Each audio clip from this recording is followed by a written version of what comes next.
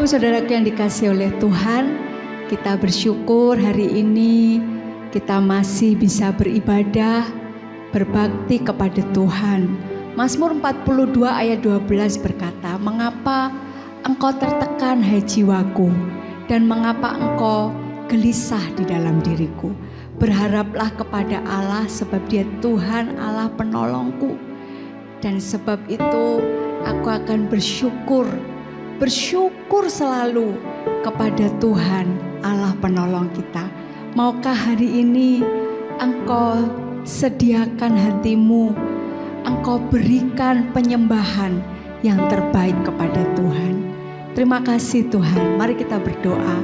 Terima kasih Tuhan, kami sungguh bersyukur sebab Engkau sangat baik di dalam hidup kami. Dan kami mau memuji, memuliakan nama-Mu. Terpujilah Engkau ya Bapa. Haleluya. Amin.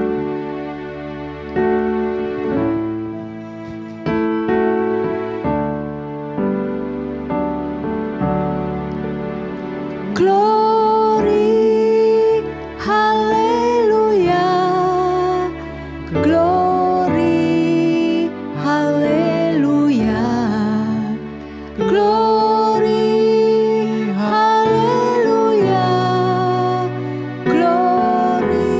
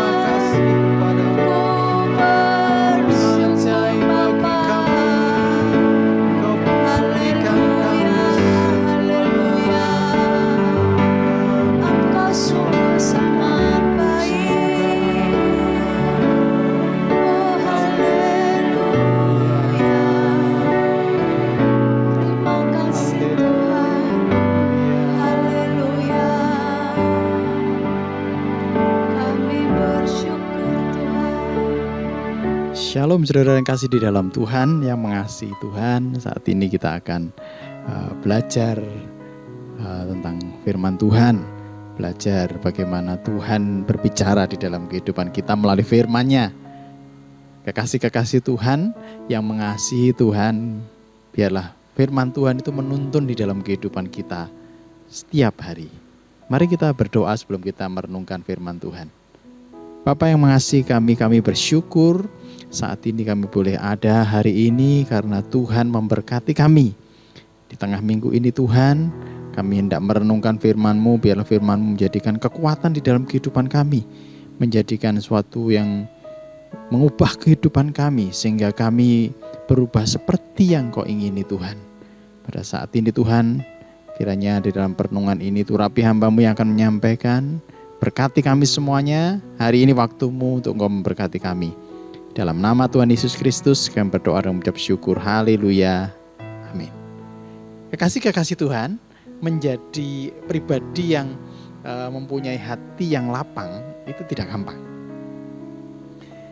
Bagaimana kita bisa menerima keadaan, bisa menerima semuanya, bisa menerima orang-orang baik dalam golongan apapun juga, itu tidak gampang. Dan itu perlu hati yang lapang. Seperti apa sebenarnya hati yang lapang itu? Saudara yang kasih di dalam Tuhan, mari kita belajar bagaimana ketika Saulus bertobat.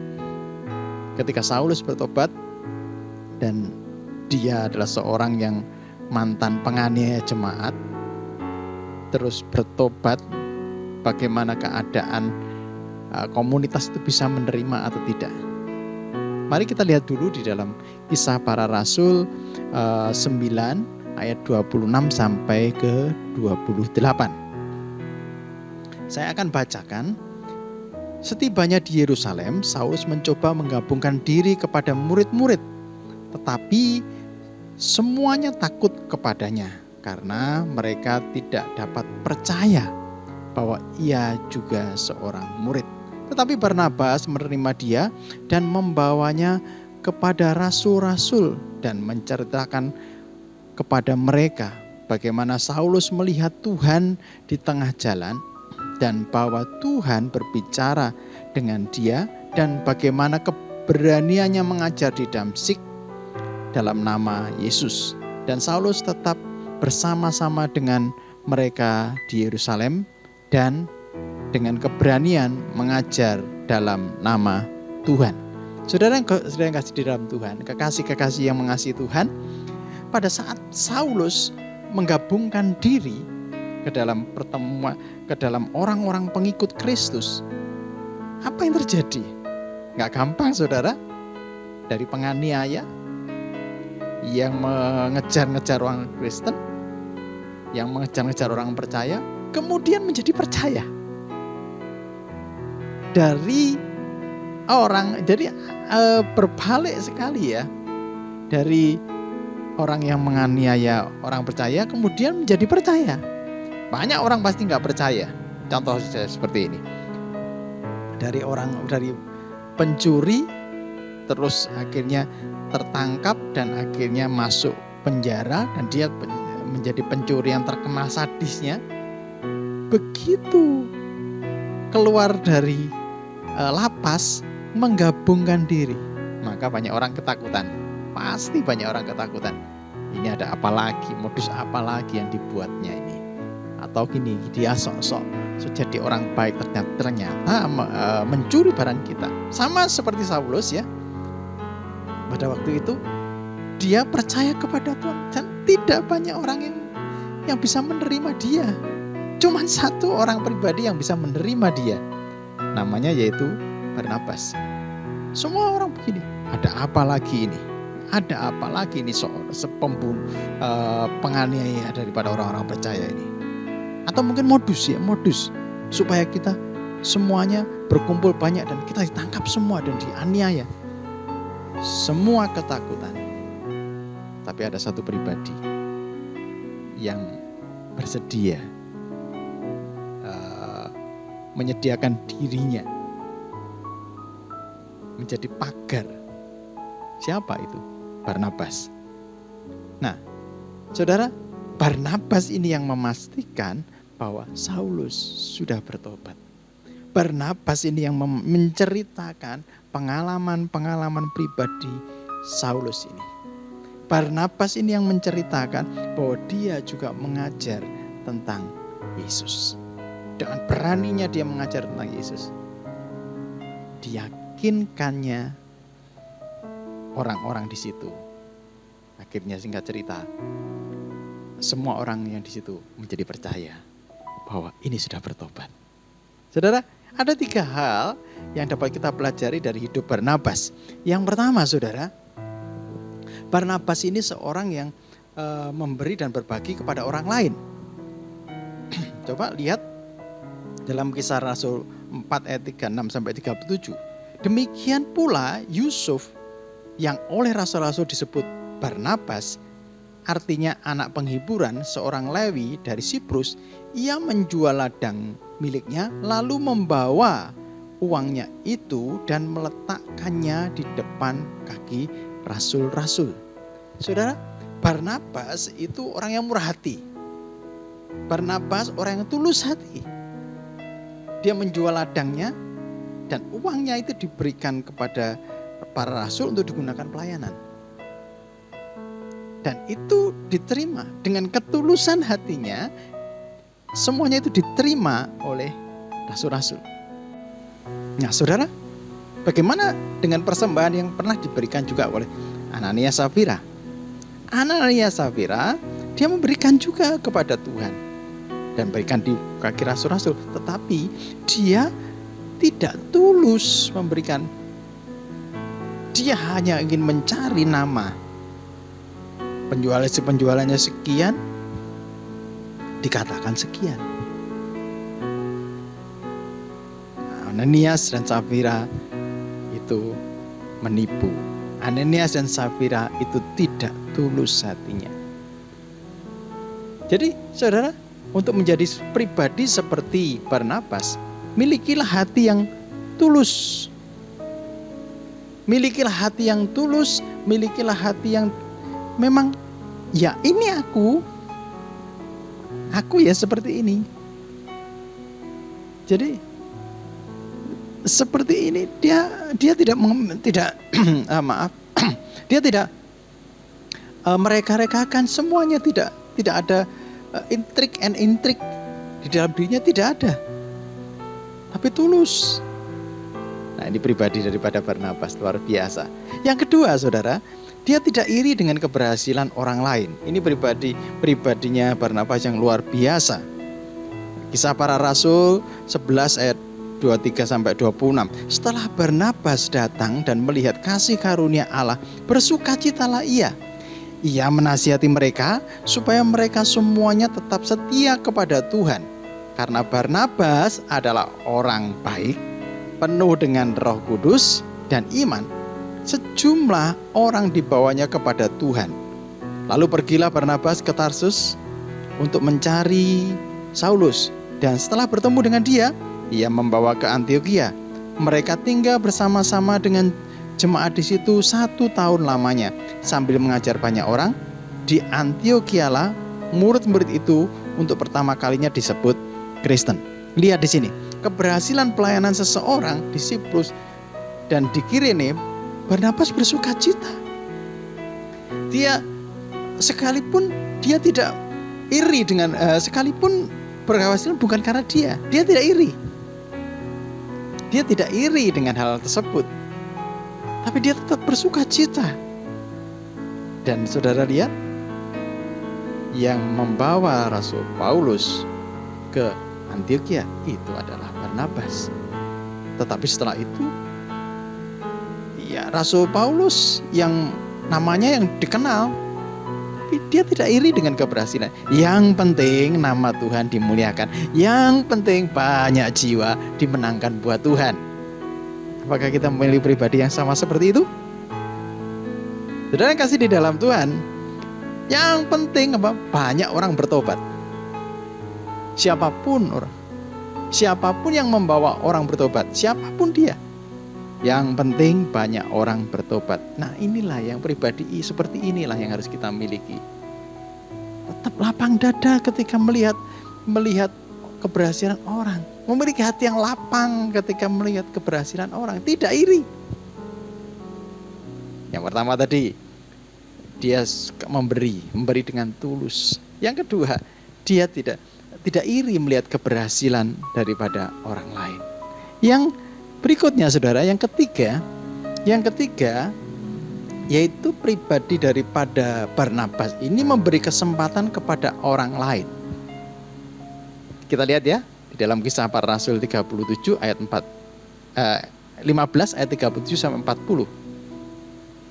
Barnabas ingin membawa juga Yohanes yang disebut Markus, tetapi Paulus dengan tegas berkata bahwa ia tidak baik membawa serta orang yang telah meninggalkan mereka di Pamfilia dan tidak mau turut bekerja bersama-sama dengan mereka.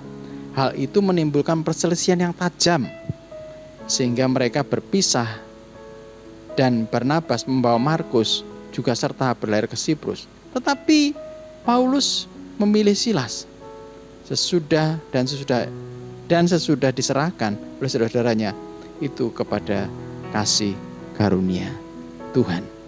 Barnabas ingin membawa Markus dalam pelayanannya, ya, dan hal ini ditolak oleh Rasul Paulus karena Markus pernah melakukan sebuah kesalahan. Tapi Barnabas ingin memberikan kesempatan yang kedua. Luar biasa ya Barnabas. Barnabas yang ingin memberikan kesempatan yang kedua bagi Markus, dan akhirnya hal itu berhasil. Karena pada akhirnya Paulus pun juga mengakui bahwa pelayanan Yohanes Markus amat penting dalam kemajuan Injil. Saudara, hati yang lapang, hati yang bisa menerima kesalahan orang lain, hati yang lapang, hati yang tidak memandang latar belakang orang lain, hati yang lapang seperti hati Yesus. Bagaimana dengan hati saudara? Milikilah hati yang lapang seperti Barnabas. Mari kita berdoa. Tuhan, kami mengucap syukur dan terima kasih saat ini Tuhan, kami boleh merenungkan firman-Mu secara singkat. Biarlah firman-Mu ini menjadikan kekuatan bagi kami, untuk kami memiliki hati yang lapang seperti Barnabas, untuk kami memiliki hati yang lapang seperti Barnabas ketika melihat Yohanes Markus, memiliki hati yang lapang ketika melihat Rasul Paulus yang dulunya pengayaan jemaat dan tidak diterima, kemudian dia pasang badan untuk meyakinkan orang-orang, artinya dia bisa menerima. Tuhan, berikan hati kami seperti hatinya Barnabas. Yang penting Injil diberitakan, yang penting banyak orang bertobat. Kami memberkati Tuhan setiap anak-anak-Mu yang saat ini mendengarkan, melihat siaran ini. Tuhan memberkati selalu. Tuhan menuntun kami semuanya supaya kami memiliki hati seperti hati Barnabas. Terima kasih Tuhan Yesus, terima kasih Allahku. Kiranya firman-Mu menguatkan kami semuanya. Kami berdoa Tuhan untuk anak-anak-Mu yang mungkin saat ini sakit, Tuhan sembuhkan. Yang lemah Tuhan kuatkan, yang sedang susah Tuhan hiburkan. Kami percaya bahwa hari ini ada pemulihan demi pemulihan di dalam kehidupan kami. Terima kasih Tuhan Yesus yang baik. Saat ini Tuhan, kami mau akhiri renungan singkat ini. Kiranya Tuhan memberkati kami semuanya. Dalam nama Tuhan Yesus Kristus, kami berdoa dan mengucap syukur. Amin. Demikian saudara-saudara kekasih-kekasih Tuhan, renungan singkat pada hari ini. Kiranya Tuhan memberkati kita semua. Shalom.